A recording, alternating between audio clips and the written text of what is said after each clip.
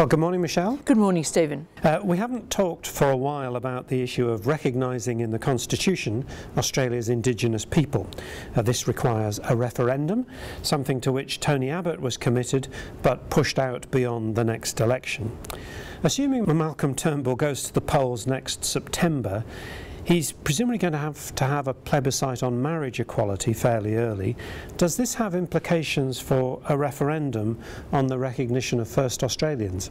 I think it does have implications because Tony Abbott talked about trying to have that referendum in May of 2017.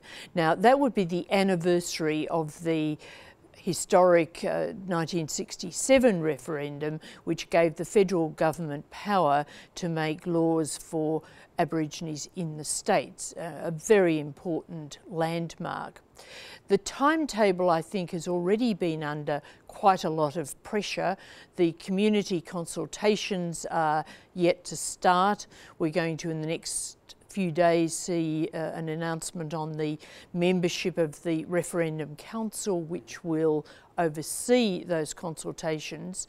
But if you put in to this mix the plebiscite on marriage equality, then to have two votes in 2017, I think would be very crowded indeed. And I can't really see that you would have the marriage equality vote before early 2017, because while some in the Liberal Party would be impatient for it to have a September general election and then a vote before Christmas next year, it would be really pushing the patience of the voters, I think. So if you had that early in 2017, then you'd push out the referendum for Indigenous recognition, I think probably till the next year, because late in 2017 would again be a crowded agenda.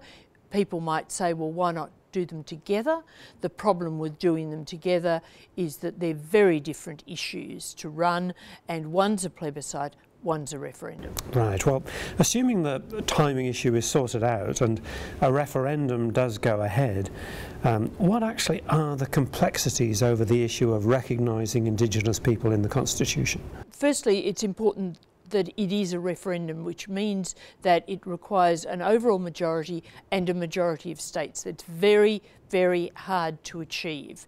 The last successful referendum was in 1977, a very long time ago in political terms.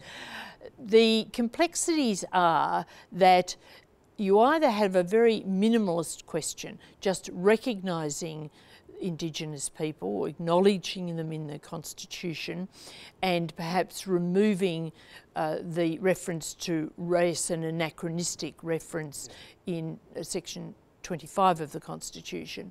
That would probably be easy enough, but many people want to go much further than that, and they want to amend section 51 of the Constitution, the one that deals with this power to make law for races, and turn that into, or add to that, a general anti-discrimination provision.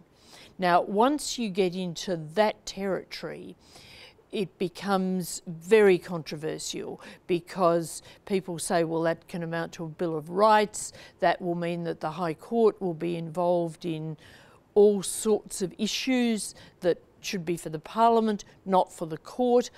Really, the Liberal Party wouldn't buy any general anti-discrimination provision, but the Labor Party and most of the Indigenous leaders think that change should go that far, and therefore, although there's talk of bipartisanship on this issue, when you drill down into it, you find really there's quite a gap between the Coalition and Labor, and certainly between the Coalition and most Indigenous leaders. So most Indigenous leaders want the stronger version, which would be harder to achieve. Is it a case of half a loaf being better than nothing at all, or is it a case that if you get half a loaf, it might be decades before anything stronger could come along? I certainly think that half a loaf is the desirable situation, because I do think if you went into a general anti-discrimination clause, that would open up a whole lot of issues, but also you would never get it through the referendum anyway, so or never get a referendum passed in those terms. Frank Brennan, who's quite an expert in this area, has written much on Indigenous affairs and been involved, has argued very strongly in a book he put out for a minimalist model. And also, while people say that a minimalist result is just symbolism, symbolism is important and does lead to other things, concentrates the attention on the area, on what needs to be done more generally in Indigenous affairs. So I don't think symbolism should be just dismissed as nothing much. Well, finally, Michelle, in your column today, you make, I think, the intriguing point that whatever happens after the next election, it won't be Malcolm Turnbull and Bill Shorten agreeing something, because whoever loses that election won't be the leader then. Can I push you a little on that? I mean, supposing Bill Shorten doesn't get in but only just fails, and after only one term that's seen as being a strong achievement, do you really think the Labour Party would look for a new leader under those circumstances? I did think when I was writing that about whether to take a punt or be very cautious and put in a qualification, and of course you've picked up the weakness in the argument that there could be other circumstances in which the loser was still there. But on balance, my thinking is that the way politics works these days, the way failed leaders are out the back door, that it is more likely that there would be a replacement leader from the losing party. They're out the front door, actually. The front door, any door. Thank you for your time today, Michelle. Thanks, Stephen.